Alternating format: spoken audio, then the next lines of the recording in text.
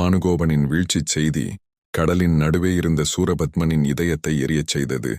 என் மகனையும் என் சகோதரர்களையும் அழித்த முருகனை இப்போது நான் அழிப்பேன் எனக் கொந்தளித்தான். அவன் உடல் முழுவதும் தீப்பொறி போல மின்னியது. கடல் அலைகள் அவனது கோபத்தால் வெடித்தன. அவன் தன் மந்திரவில்லையும் அசுர வேலையும் எடுத்துக்கொண்டு வானத்தை நோக்கி எழுந்தான். வானம் முழுக்க இருள் சூழ்ந்தது. அந்த வேளையில் திருச்செந்தூரில் முருகப்பெருமான் வேலுடன் அமைதியாக நின்றார். அவரை நோக்கி சூரபத்மன் முழங்கினான். முருகா, என் வம்சத்தை அழித்த நீ இன்று என் கைகளில் விழுவாய். முருகன் புன்னகையுடன் கூறினார், சூரபத்மா, தீமைக்காக உயிரை செலவிடுவது வீரம் அல்ல. நீதிக்காக போராடு, அப்போது நீ நித்திய ஜெயம் பெறுவாய். ஆனால் சூரபத்மனின் கோபம் கருணை வார்த்தைகளை ஏற்கவில்லை. அவன் மாயை வெளிப்படுத்தினான். 1000 மலைகள் போல வடிவங்களை உருவாக்கி முருகனைச் சூழ்ந்தான். வானத்தில் தீ மழை பொழிந்தது. ஆனால் முருகனின் வேல் ஒளி பரவி அந்த மாயையை பிளந்தது.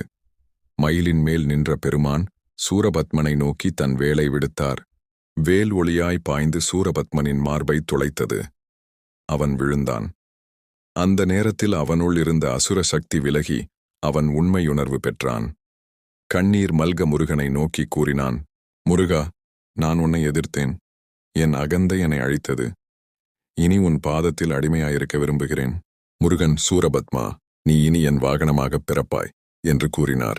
முருகன் சூரபத்மனுக்கு மதிமயக்கத்தை கொடுத்து அவனுக்கு கொடுத்த வரத்தை அவனுக்கு மறக்கச் செய்து அவனை மீண்டும் எழுப்பி போர் செய்யும்படி செய்தார். சூரபத்மன் முருகனிடம் போராட முடியாமல் ஒரு மாமரமாக தன்னை மாற்றி மறைந்தான். முருகப்பெருமான் தன்னுடைய வேலாயுதத்தால் அந்த மாமரத்தை 2ஆக பிளந்தார். மரத்தின் ஒரு பகுதி சேவலாகவும் மற்றொரு பகுதி மயிலாக உருமாறியது. மயிலை தன்னுடைய வாகனமாகவும் சேவலை தன்னுடைய கொடியின் சின்னமாகவும் வைத்துக் கொண்டார்.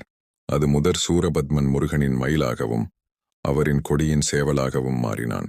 வானத்திலிருந்து தேவர்கள் அனைவரும் முருகப்பெருமானின் மீது பூமலையை பொழிந்து வெற்றிவேல் முருகனுக்கு அரோகரா என்று வாழ்த்தினர்.